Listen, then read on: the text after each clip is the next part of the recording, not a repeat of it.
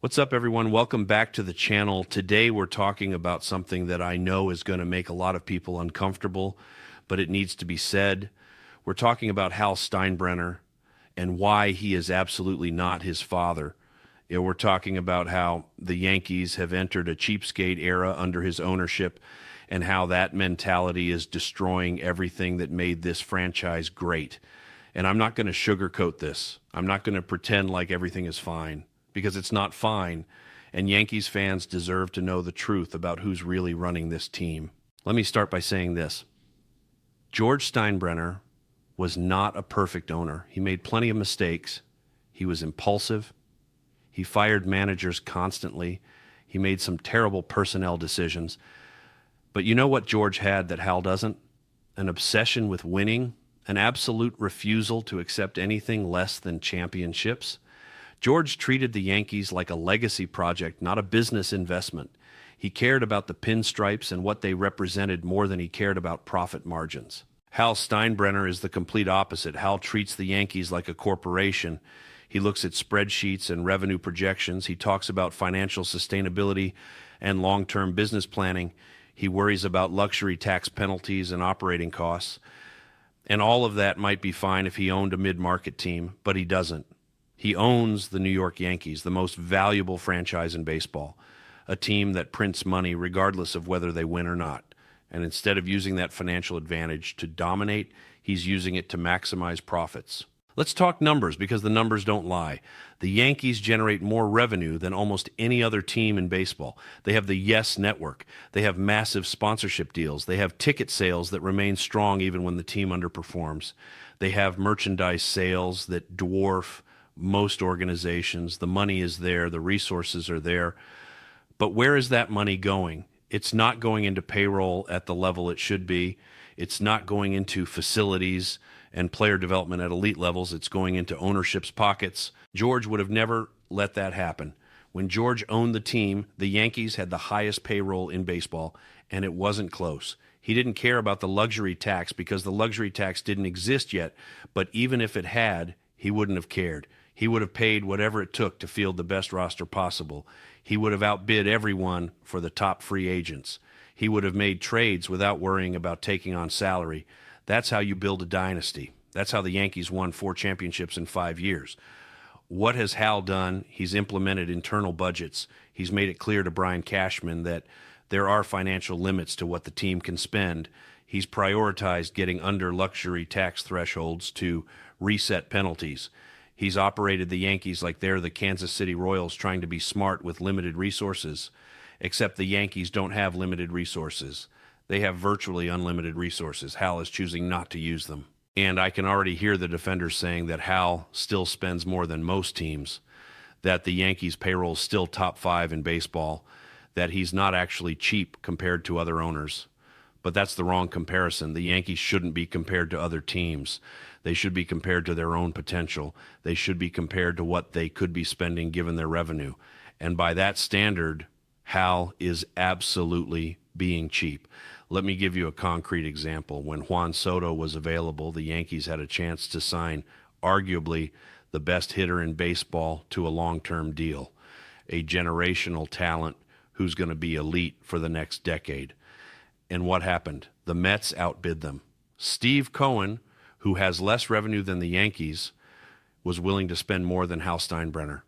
Think about that. The team with less money was willing to spend more to win. That tells you everything you need to know about Hal's priorities. George would have never let a player like Soto leave New York for the Mets. It wouldn't have happened. George would have matched any offer and added $1 just to make sure.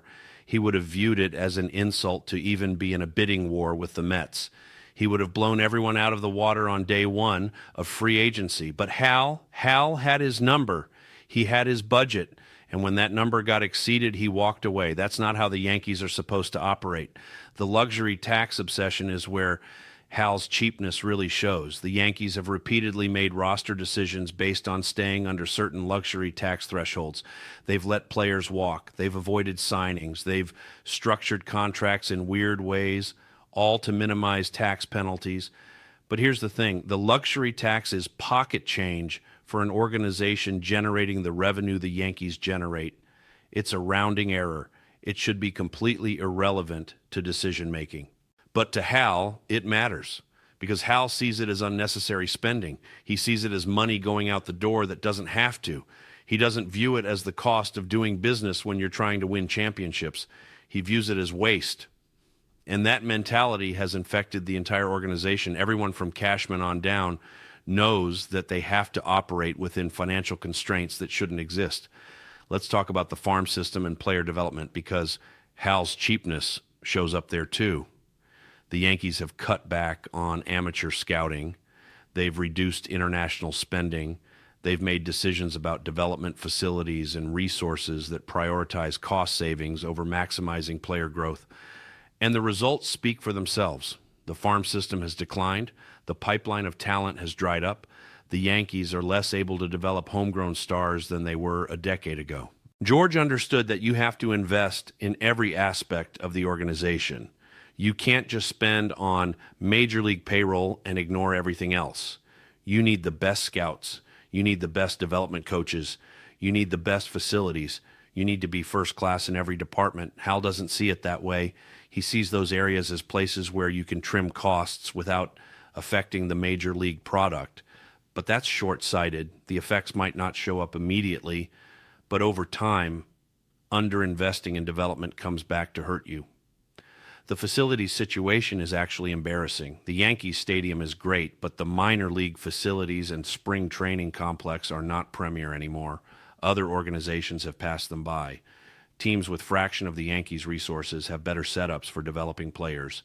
Why? Because those organizations prioritize it. They view it as a competitive advantage. Hal views it as an expense to be managed. And let's talk about the front office and organizational structure. George would shake up the front office regularly. He'd bring in new voices. He'd fire people who weren't performing. He kept everyone on their toes because job security didn't exist if you weren't winning. Hal has let Brian Cashman stay in the GM role for over 2 decades. No accountability, no consequences for failure, just job security and stability regardless of results. Now, I'm not saying Cashman should be fired necessarily, but the fact that his job has never been in question despite multiple playoff failures tells you about Hal's approach. Hal values continuity and avoiding disruption more than he values winning. He's more concerned with organizational stability than organizational excellence. That's a business mindset, not a championship mindset. The marketing and branding of the team has changed too. Under George, the Yankees marketed themselves as champions, as winners, as the team that everyone else measured themselves against. Under Hal, the marketing is softer. It's about the experience. It's about the history. It's about everything except actually winning championships right now. They're selling nostalgia instead of dominance. And you can see this in how they handle ticket prices. The Yankees charge premium prices. They have some of the most expensive tickets in baseball. But the on-field product doesn't match the price point anymore. They're charging championship prices for a team that hasn't won a championship in 16 years. That's Hal treating the fan base like customers to be extracted from rather than partners in building something great. George had a different relationship with the fans. He knew they demanded excellence. He knew they expected championships. He felt the pressure, and he embraced it. Hal seems insulated from that pressure. He seems fine with being good enough to make the playoffs most years and hoping that's sufficient. He doesn't feel the burning need to win that his father felt. The communication style is different too. George was out front. He made statements. He held people accountable publicly. He created urgency. Hal hides. He rarely does interviews. He lets Cashman be the face of the organization. He avoids accountability by staying in the background. And when he does speak, it's corporate speak. It's carefully worded statements that say nothing. It's PR language designed to avoid making commitments. Compare that to other owners in baseball right now. Steve Cohen talks about wanting to bring championships to the Mets. He puts himself out there. He makes it clear that winning is the priority. John Henry might be cheap, but at least he's visible. Even Hal's counterparts in other sports are more engaged. The Yankees owner should be one of the most prominent figures in baseball. Instead, Hal is practically invisible. Here's what really gets me. The Yankees make more money when they win. Championship teams generate more revenue. Winning drives ticket sales, merchandise, sponsorships, everything. So even from a pure business perspective, Hal's approach doesn't make sense. He's leaving money on the table by not spending enough to maximize the team's winning potential. He could spend more, win more, and make more, but he's chosen a different path. That path is about guaranteed profits with minimized risk. It's about steady returns without volatility. It's about running the Yankees like a stable investment rather than a competitive sports franchise. And maybe that makes sense if you're managing a portfolio of businesses. But the Yankees aren't just a business. They're an institution. They're a cultural icon. They represent something bigger than quarterly earnings. George understood that. He understood that owning the Yankees came with responsibilities beyond making money. He understood that Yankees fans expected more. He understood that the pinstripes meant something. Hal either doesn't understand that or doesn't care. He's content to collect his revenue share and his profits while the team slowly declines from its status as baseball's premier franchise. The saddest part is that we're watching it happen in real time. We're watching the mystique fade. We're watching other organizations pass the Yankees by in terms of organizational quality.